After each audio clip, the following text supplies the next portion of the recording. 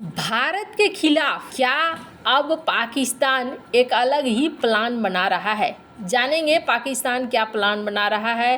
तो वहीं अदानी ग्रुप अब मिसाइलें बनाने को तैयार है। जियोपॉलिटिक्स में बहुत कुछ चल रहा है, हमेशा की तरह जानने को मिलेगा बहुत कुछ। आइए जानते हैं इन खबरों को विस्तार से। नरेंद्र मोदी के फिर से प्रधानमंत्री बनने के बाद नवाज शरीफ ने बधाई संदेश भेजकर शांति के कबूतर उड़ाने की कोशिश की, लेकिन उनके शांति संदेश के पीछे खतरनाक धोखा छिपा हो सकता है। नई रिपोर्ट से पता चला है कि पाकिस्तान समंदर में परमाणु पनडुब्बी तैनात करने की प्लानिंग कर रहा है। यूरेशियन टाइम्स की एक रिपोर्ट से पता चला है कि पाकिस्तान के लिए जीन जिस हंगोर क्लास की पनडुब्बी का निर्माण कर रहा है, पाकिस्तान की सेना उस पनडुब्बी को परमाणु मिसाइल से लैस करना चाहती है ताकि भारत के खिलाफ उसकी प्रतिरोधक क्षमता मजबूत हो। पाकिस्तान की सेना चाहती है कि पनडुब्बी का निर्माण कुछ इस तरीके से किया जाए जिसमें परमाणु मिसाइलों की तैनाती की जा सके। चीन पाकिस्तान के लिए S-26 हंगोर क्लास पनडुब्बी का निर्माण कर रहा है, लेकिन आर्थिक संकट में फंसे पाकिस्तान के लिए उस प्रोजेक्ट को फंड करना मुश्किल हो गया है, लिहाजा पनडुब्बी के निर्माण में देरी हो चुकी है। वहीं दूसरी तरफ चीन पिछले साल के अंत तक पाकिस्तान को युवान क्लास की पनडुब्बी डिलीवरी देने वाला था और उस प्रोजेक्ट में भी देरी आई और पिछले महीने चीन ने पाकिस्तान को इस पनडुब्बी की डिलीवरी दे दी है। ऐसी रिपोर्ट है कि चीन पाकिस्तान के लिए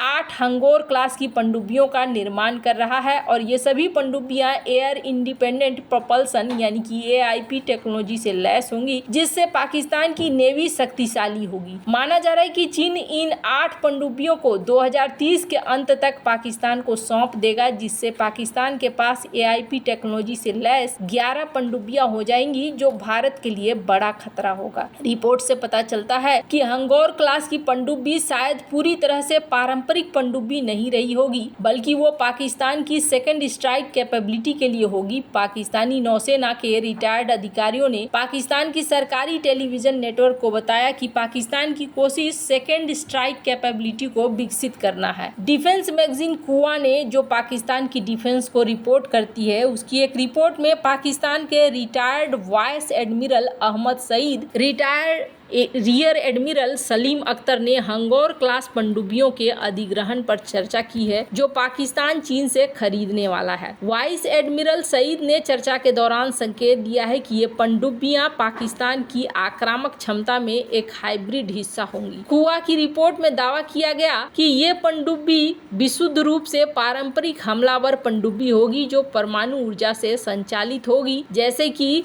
परमाणु ऊर्जा से संचालित होने वाली दूसरी पनडुब्बियां होती हैं। इसे एक तरह से न्यूक्लियर पावर्ड सबमरीन या फिर न्यूक्लियर पावर्ड बैलिस्टिक सबमरीन की तरह से डिजाइन किए जाने का प्लान है। हालांकि डिफेंस एक्सपर्ट का मानना है कि हंगोर क्लास की पनडुब्बियों में परमाणु रिएक्टर लैस करना असंभव है, लेकिन पाकिस्तान नौसेना इन भूमिगत जहाजों में सामरिक परमाणु वॉरहेड तैनात कर सकती है। यूरेशियन टाइम्स की एक रिपोर्ट में भारत के retired air commodore Anil Jaisingh कहते हैं कि इस पनडुब्बी को परमाणु नाव बनने के लिए रेट्रोफिट नहीं किया जा सकता है। पनडुब्बी रिएक्टर बनाना काफी जटिल होता है और यहाँ तक कि चीन के पास भी इतना छोटा रिएक्टर नहीं होगा जिसे हंगोर पर फिट किया जा सके। अगर चीन इसे TNW से लैस करने का इरादा रखता है तो ये एक अलग मामला है। पूर्व भारतीय नौसेना पनडुब्बी चालक ने संकेत दिया है कि परमाणु ऊर्जा से चलने वाले पनडुब्बी बनाना एक महंगा प्रयास है और भारत ने भी इस पर काम अभी शुरू नहीं किया है। पाकिस्तान ने साल 1998 में परमाणु क्षमता हासिल की और इसके बाद से ही वो लगातार भारत के खिलाफ मजबूती हासिल करने के लिए TNW टेक्नोलॉजी पर काम कर रहा है। TNW छोटे और ज्यादा आसानी से पोर्टेबल होते हैं और स्ट्रेटेजिक डेटरेंट के बजाय युद्ध के मैदान में उपयोग करने के लिए आसान होते हैं। पाकिस्तान का इरादा TNW का इस्तेमाल भारतीय सेना आक्रमण करने को काउंटर करने के लिए है, ताकि पूर्ण पैमाने पर रणनीतिक परमाणु युद्ध शुरू किए बिना भारतीय सेना को जल्दी से हराया जा सके। हंगोर क्लास SSP को लेकर माना जाता है कि ये बाबर 3 SLCM मिसाइल के एक वेरिएंट का उपयोग करेगा, जिसका पाकिस्तान ने पहली बार 2018 में परीक्षण किया था। बाबर 3 को लेकर पाकिस्तान कहता है कि उसकी मार करने की क्षमता 450 किलोमीटर है। बाबर 3 मिसाइल परीक्षण के बाद पाकिस्तानी सेना के media wing inter services public relations ने इस बात पर जोर दिया है कि समुद्र से प्रक्षेपित क्रूज मिसाइल विश्वसनीय सेकंड स्ट्राइक क्षमता का एक प्रमुख घटक है। वहीं कुआ में चर्चा के दौरान वाइस एडमिरल सईद का तर्क ये है कि हंगौर क्लास पूरी तरीके से एक समर्पित परमाणु प्लेटफॉर्म नहीं है। पाकिस्तानी नौसेना का लंबे वक्त से समुद्र के अंदर से परमाणु हथियार दागने की क्षमता हासिल करने का इरादा रहा है, लेकिन पाकिस्तान के पास ऐसे प्लेटफॉर्म नहीं है जिसके जरिए वो समुद्र के अंदर से परमाणु हथियार इस्तेमाल कर सकें। कुआ रिपोर्ट में कहा गया है कि पाकिस्तानी नौसेना को समंदर के अंदर से परमाणु हथियार चलाने की क्षमता हासिल करने के लिए 1 से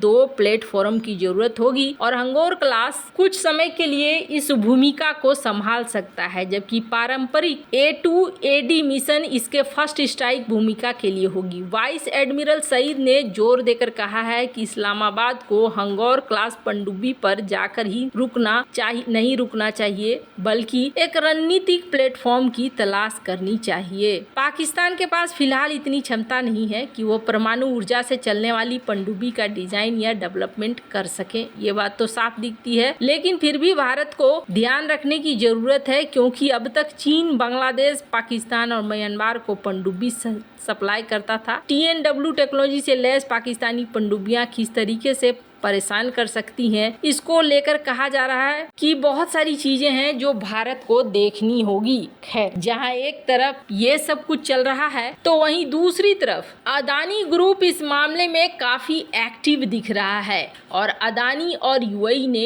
एक बड़ी डील की है। भारत के मशहूर कारोबारी गौतम अदानी की अदानी ग्रुप अब मिसाइल और ड्रोन निर्माण में कूद पड़ी है, जो भारत के लिए बहुत बड़ी खबर है। Adani defence and aerospace sector का लाभ उठाने के लिए एक ग्लोबल प्लेटफॉर्म बनाने के लिए UAE के शीर्ष advance technology company age group के साथ एक बड़ा समझौता किया है। अदानी एरोस्पेस अदानी इंटरप्राइज की एक शाखा है और इस समझौते के तहत अदानी एरोस्पेस और एज ग्रुप मिलकर सेना के लिए एडवांस ड्रोन और मिसाइलों का निर्माण करेंगी। मंगलवार को अदानी ग्रुप ने इस समझौते को लेकर बड़ी जानकारी दी है। अदानी ग्रुप की तरफ से बयान जारी किया गया कि अदानी डिफेंस एंड एरोस्पेस और एज ग्रुप मिलकर एडवांस हथियारों का निर्माण करेंगी। इसके साथ ही इलेक्ट्रॉनिक और साइबर सिस्टम डेवलपमेंट के लिए दोनों कंपनियों ने मिलकर काम करने का फैसला किया है। इस समझौते के तहत मिसाइल और हथियारों का निर्माण होगा, जिसमें हवाई सतह, पैदल सेना, गोला बारूद, वायु रक्षा प्रोडक्ट,